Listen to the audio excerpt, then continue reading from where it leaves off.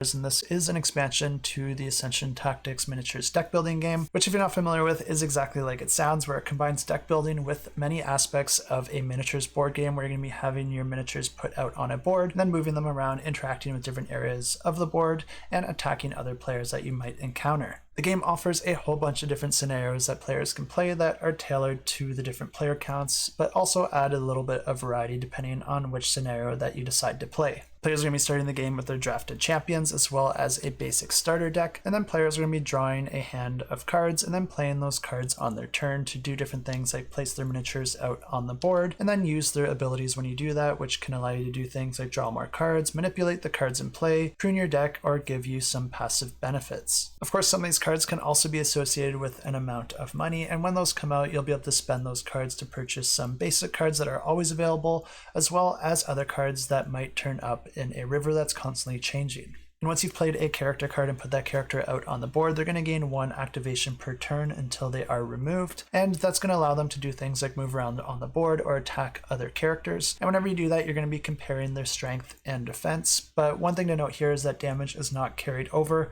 All characters heal at the end of a round, so if you're trying to attack a stronger character, that means you might have to attack it with multiple characters, or to try and buff up one of your characters so that it's able to take that other one out. And of course, the whole goal here is to be the first to try and earn a certain number of victory points, and the main way to do that is to control certain areas of the board, and the longer that you're able to do that, the more victory points you're going to be earning each round. This new expansion is a standalone expansion, which means that you don't need any previous content in order to play it, but if you do have that previous content, you can combine these to add a lot more variety to the individual games. It's also going to introduce a new faction as well as scenarios for 4-player co-op, and it's also going to introduce transforming characters where if you're able to achieve a certain objective before the end of the game, then your champions are going to power up into a new form. And once again, this is another game with a really great rating on BoardGameGeek, so if you are a fan of deck builders but you're looking for something with a little bit more of that area control aspect and involving miniatures, then this is definitely something you'll want to check out, and I have links in the description below.